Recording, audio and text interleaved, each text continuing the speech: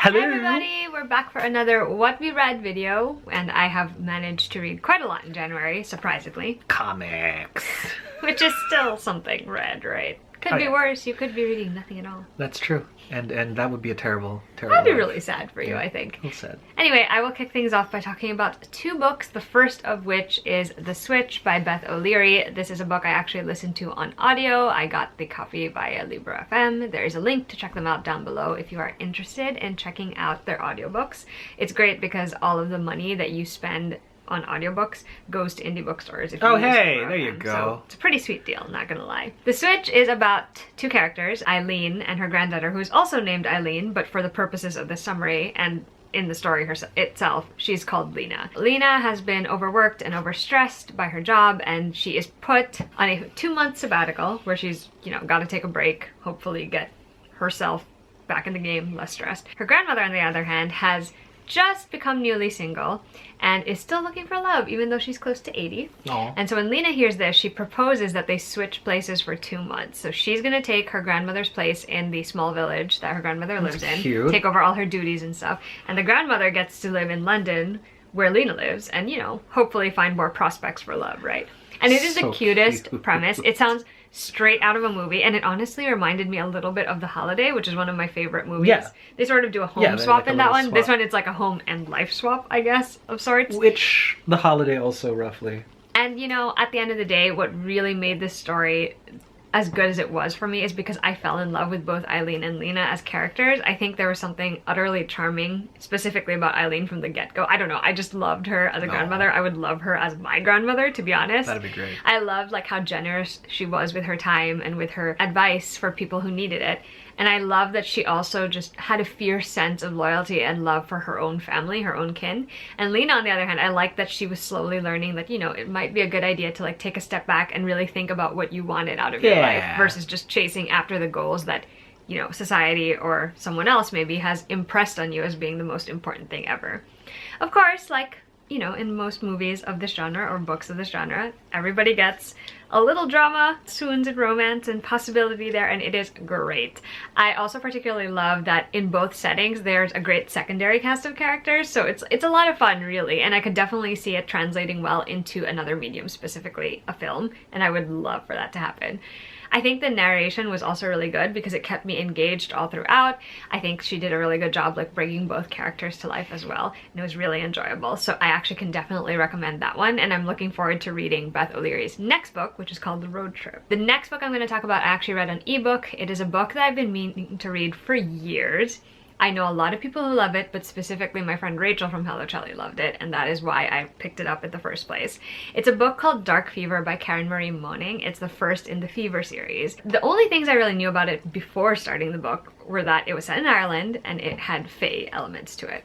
Sure. So the story itself is about Michaela Lane. She's young, she's sort of, feeling a little bit like she's got the sweet life because she's pretty much got everything she's ever wanted.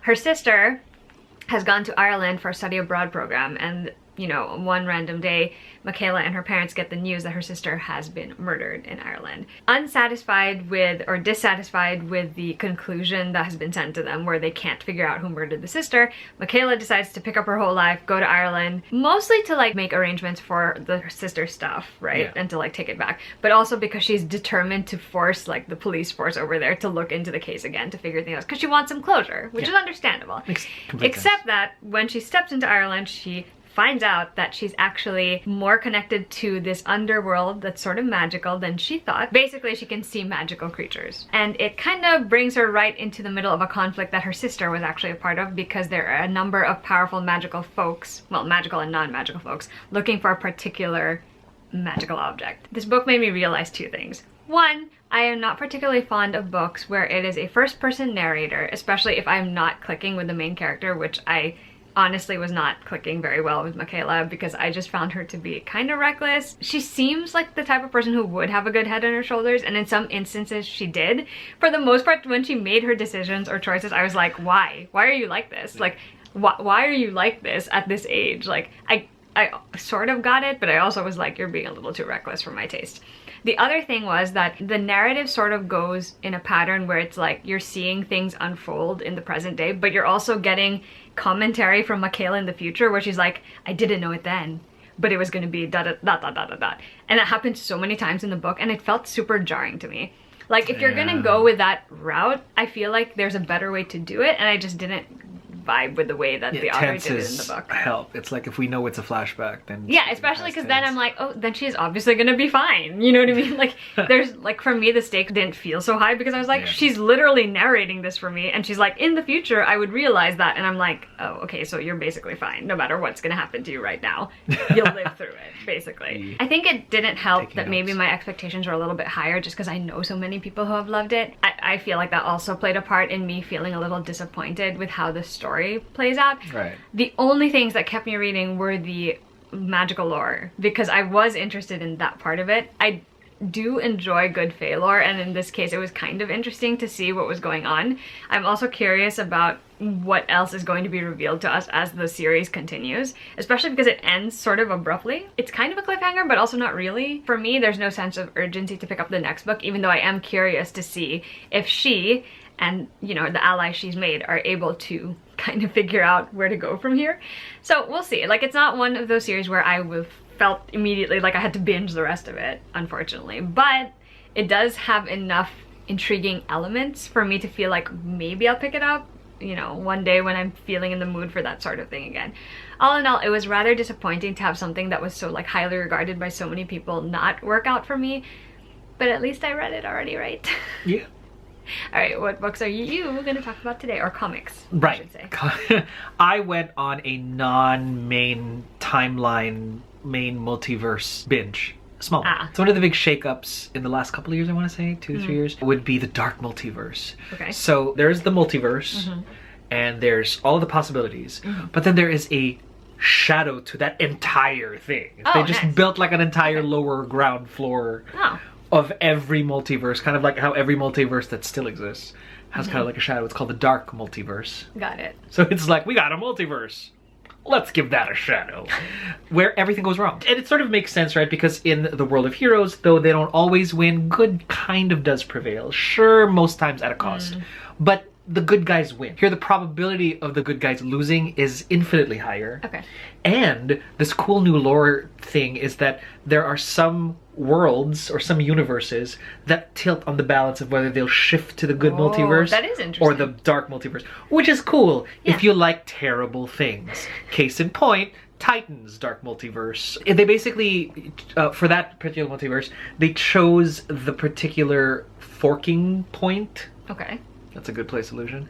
I don't watch it, but I think it's fun. The fork in the road for this multiverse as to whether it would lean towards dark or light, I don't know enough of the lore, would be roughly around the era of the Judas contract. For those of you who don't know Titans, you know, lore, the Teen Titans, run by Dick Grayson and his friends and all the other stuff, eventually they get a new teammate named Tara, who has the power to like move Earth. She's kind of like a geomancer type thing as a metahuman. But little did everybody know that she was actually sort of like a double agent working for Deathstroke, the Terminator, who, that's his real name. Well, not his real, really? like his name is Slade Wilson, but that's his actual name. I didn't like I love Slade. mantle. I love Slade. I'm just like, I am Deathstroke, the Terminator. Guess what I do? It's a double emphasis. It's a double, it's, That's yeah, it's like, really. Anyway, but I digress heavily. But Tara is actually a double agent for Slade who wants nothing more than to destroy the Teen Titans. What happened in this particular, you know, reality that shifted to the Dark Multiverse was Tara actually, based on Dick Grayson's workings, interesting enough. Dick wanted to quit the Titans, be his own person, but he decided to sort of not quit and decided to be an inspiration to everyone. And he tries to inspire Tara and says, you want to be able to be in a place where nobody's pulling your strings. And she's like, yeah. And she goes and does something about that and becomes a power unto her own that ultimately is something that the Titans have to fight. And just like every Dark Multiverse story, everything ends horribly. It's not really a spoiler. Oh, I'm so shocked.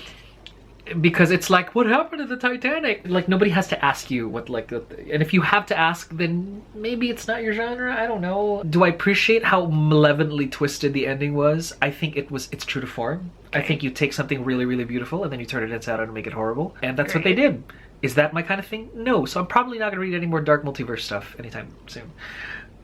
Or who knows, maybe I will. I mean, this is the universe that decided that in the dark multiverse, the Batman who laughs is actually, you know, like there's a terrible Batman for every, you know, like Creepy. universe where it's Bruce's ethos and, you know, taken with a mantle of some other superhero that he either killed or I'm was mildly murdered. disturbed. It's just it's all just everything's evil, and it's like, all right, fine. On to cooler stuff. We'll leave the DC verses a little bit because I want to do this in ascending order of awesome. Okay. I want to talk a little bit about Old Man Hawkeye. This is an alternate universe. Oh, I remember this. You read a couple of other old. Yeah, I may have. This is a reread, I'd like to think you think, read because Old Man Logan. Old Man That's the one I remember. So this is the Marvel universe, alternate universe, where the bad guys all over the world finally decided to get their collective crap together and murder all the superheroes in one go. This universe, alternate universe, Elseworld thing kind of started out with just Logan, where they jimmied his brain into thinking that the X-Mansion was being attacked by every villain ever, and then he wakes up and he actually killed all the X-Men. Not great. The bad guys now sort of like rule over, like Red Skull rules all of whatever's left of the American continent, etc., etc. Within Logan's arc, Hawkeye, who is at the time, by the time he meets Logan, either completely blind or almost, or it might as well be, cataracts and glaucoma or whatever it was. So as a merc, you know, Hawkeye is telling Logan, hey, one last job, right? And that's his own thing. This is the sort of like a prequel to that, before he's sort of losing his sight. So if you think about it, all of the villains decide to kill all of the heroes in one night, which means they couldn't have done it alone. Obviously, they either, you know, had to turn some of them like the way they did Logan and like had all the X-Men murdered in the mansion. Sure. Which to me, I'm just like, really? Like not one single like telekinetic could have just held him in the air. Not one. Like just hold him in the air. They can't, like, just one. Like what? Anyway, whatever. Like that's neither here nor there. But Hawkeye, the Avengers fell because I think the Thunderbolts, who were sort of like the hired bad guys who wanted redemption. They're kind of like the discount Suicide Squad of the Marvel universe. I say discount because Suicide Squad is we're edgy and we have bombs in our heads because we're such wild loose cannons, as opposed to the Marvel guys were like, yeah, we'll just get a job working for the government as the Thunderbolts. Like, we'll just stop crime and at least we'll get paid and at least we get to not be in prison. And the Thunderbolts sort of betrayed the Avengers, and Hawkeye was hunting every single surviving member of the Thunderbolts down to kill them. So it's kind of like Kill the Thunderbolts. Fun, lovely. I recommend it if you like a gritty, things are terrible and your heroes are now underdogs kind of story. Sure. Especially because this was the time when he was starting to go blind, which to me was pretty dark cool. Lastly, and this is, for those of you who have not heard of the Earth One series. Oh, I remember this. Yeah. So it started out with like Superman. He has that really cool sort of like leather hoodie deal. I really like that. To be honest, I only picked it up because of the hoodie. I mean, we may want to flash it just because this is cool. I didn't read this, although I kind of want to suddenly. But this Superman, Earth One series spawned a bunch of, like, it was successful enough that it spawned a bunch of other year ones, right? Where it's a more, I don't know, it's a really cool retelling of the origin stories. And I read Batman Year One. And it's so great. It's so great. Like any Year One story, they change a lot of the sort of like the elements. Not too much that you don't recognize the title anymore. It's not like Stan Lee's like take on the superheroes, which nothing but love for the late great Stan Lee. But he did do a couple of like DC stories, and I'm just like, wow, okay, that was something. But the one thing I will say about Batman Year One, Earth One, is in typical Earth One fashion, it really focuses on such deep character, sort of like relationships and stories. With Clark, what I loved in the Earth One story was we were able to really see, well, I have so many options because I can do anything. And it didn't make it sound douchey. He was really just, I can do everything and I still don't know how to make a bloody difference in this world without, overturning it. With Bruce, we really see like him have a real goal, like who had my parents killed? That's the only thing I want to know. And Alfred played a more active role in Bruce's training, which to me, I just watch it for the Bruce and Alfred dynamic, which is so, like, I have not seen, like, there's always been a badass Alfred, not like I'm British, but I'm also a badass. None of that, not that trope, not I'm very Jeremy Irons, no, not that. I'm talking about Alfred knowing Thomas Wayne from the war and calling him Tommy. We're talking retired soldier Alfred, who was hired on because as Thomas Wayne is, and this is the opening, as Thomas Wayne is wanting to be mayor, at the cusp of winning the election, he's murdered on the night with Bruce. And that same sort of night that they were going to watch, they didn't mention the movie, but that sort of like Mask of Zorro type thing that, you know, the Grey Ghost or whatever. Alfred is called on to like be the bodyguard. He's like, my friend, just chill. You're going to be bodyguard when I'm mayor. And he's like, dude, you shouldn't go out tonight. And he's like, nah, it's going to be fine. And it wasn't. And then it wasn't. So to have Alfred be Bruce's actual sort of like father, that I would have watched. Like I almost wish that R. Patz's The Batman movie has that dynamic. We don't know yet, of that whole kind of almost surrogate father and trainer, and it was actually Alfred who's like telling Bruce, you want to do this, you got to do this, right? And Bruce is like, I'm gonna do this my way. And then it's cool. So it was a highlight of sort of like my early readings of 2021, and I am probably gonna buy everything now. Would not put it past him, honestly. Would not put it past me. Alright, 2 more books before this What We Read episode is over. The first book is White Ivy, which is by Susie Yang. I actually listened to this one on audiobook as well, and it was narrated by Emily Wu Zeller, who I've listened to as a narrator a couple of times before and really liked. So White Ivy is the story of a young woman named Ivy Lynn. She is of an immigrant family in the United States, and she has this crush / sort of fascination with this privileged golden boy named Gideon Spire. After an embarrassing incident in their teens, they haven't seen each other in a while, and they reconnect as adults, and slowly Ivy is able to integrate herself into his life and his family. Very nice. But there's a sudden blast from her past that sort of shows up and threatens to like ruin this perfect life that she's building for herself, and so she has to decide how far she's willing to go in order to keep the perfect life that she's engineered, basically. So it does already sound like quite a messed up premise. And this is one of those stories where it is basically like reading / listening to a train wreck that's about to happen, and yet you can't look away. There's like this weird morbid fascination with seeing what's gonna happen next, because you just know it's not gonna be good. Right. There may be good moments and like highs for the characters, but you just know that something is about to like pull the rug out from under them, or like shit's gonna hit the fan basically at some point. At some point. And the thing is, like, this is a very specific like subgenre of like stories that I find interesting. It's always interesting to sort of encounter a character who's doing morally gray things, and to be able to sort of see an author kind of give you an idea of how the character turned out the way they did and why. It doesn't justify their actions per se, but it provides sort of an explanation. And I've always found those stories interesting just because I'm like, it really is fascinating to think about the fact that your nature versus nurture, this whole argument, like your own circumstances or situation or that of your family can totally influence the person you become and the choices you make. It was a train wreck, but it was a glorious train wreck to watch happen. And the thing is, once I started listening to it, I couldn't stop listening to it because I just had to know what she was gonna end up doing. It was so messed up, and I kept saying that to myself while I was listening because I'm like, this is such a mess. Like, I was like, this is ill-advised and I would never do this, and I don't think you should be doing it either. But I couldn't stop listening, so I finished it in an entire day because I just needed to know how it was gonna end. Nice. And it's funny because it feels sort of like you were dropped into Ivy's life for a good portion of it, and then you finish it, and it's not even the end of her story either. You're kind of left sort of it's a satisfying ending, but it's also an ambiguous one because it's kind of open-ended because there's still so much of her life that she has left to live. The other elements that I thought were interesting were like the whole story of her family as immigrants to the United States, especially in comparison to the family of her obsession, Gideon. It was just interesting to see those two like experiences juxtaposed against each other. Plus, her family history is like fraught with other things too, like secret things that both her mother and her grandmother have been keeping from her, and it's just like, it's like this whole thing. I can't even properly describe this book sometimes when I'm talking about it to other people. I'm just like, it was something. It was definitely something. The fact that I finished it in an entire day probably speaks for itself. So while I'm not gonna say that I liked it, because man, it was really messed up.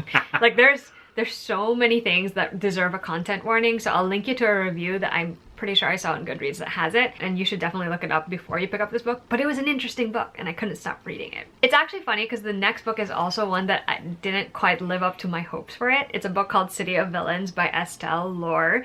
This one I got for review by NetGalley from the folks over at Disney, which I'm grateful for. City of Villains it's one of those like high concept series that Disney is coming out with, where it is an alternative origin story for Disney villains. All of these characters, who you'll probably notice this if you end up reading the book, they're all supposed to become certain Disney villains, and they all live in the same city. So in this city, Mary Elizabeth Hart, who is our main character, she is a high school student, and she's also an intern with the Monarch City Police Department. It has been her dream to like become a part of the police department someday, because as a child she was like, her family was murdered, and there was a particular like police officer who is now the chief, who was the one who like crushed the investigation basically and figured out who did it. And she finally gets assigned to a case for the first time. She's not the lead on it, but she is a partner for it, and it is for a missing daughter of this prominent salesman.